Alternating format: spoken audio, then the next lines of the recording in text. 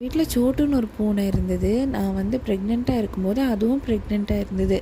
அதுக்கு குட்டி போட்டு என் மாமியார் வந்து அவ்வளோ நல்லா பார்த்துப்பாங்க அந்த பூனைய.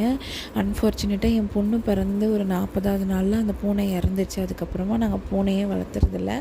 இது மட்டும் அடிக்கடி ஏதாவது பூனை வந்துச்சுன்னா அதுக்கு பால் மட்டும் வைப்போம். குழந்தைங்க வந்து அதனோட விளையாடிட்டே இருந்தால் அந்த முடி வந்து 2 பேருக்குமே சேராது. அதனால் அவங்க 2 பேர் பெருசானது கண்டிப்பாக பூனை வளர்த்தணும்னு சொல்லி அம்மா சொல்லிகிட்டே இருப்பாங்க. பக்கத்தில் இருக்கிற கடைக்கு தான் போயிருந்தோம். கொஞ்சம் மூட் அப்செட்டாக இருந்துச்சு அப்படின்னு சொல்லிட்டு. இந்த கடை பேர் வந்து பன் பட்டர். எங்கள் ஊருக்கு பக்கத்தில் தான் இருக்குது. மந்த்லி ஒரு வாட்டியாவது வந்துடுவோம். நான் வந்துட்டு இப்போது டயட் கொஞ்சம் இருக்கிறதுனால அளவளவாக கொஞ்சம் கொஞ்சம் பீஸாக சாப்பிட்ருந்தேன். இந்த கேக் வந்து ரம்மில் செஞ்ச கேக்கு நல்லாயிருக்கும் அப்படின்னு சொன்னாங்க அந்த அண்ணா.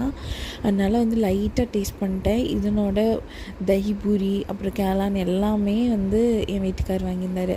அதுவும் மட்டும் கொஞ்சம் கொஞ்சம் சாப்பிட்டு மற்றது எல்லாமே டேஸ்ட் பார்த்துட்டு அப்படியே கிளம்பி வந்துட்டேன். என்னால் இதுக்கு மேலே டெம்ப்டிங் அடக்கவே முடியலை.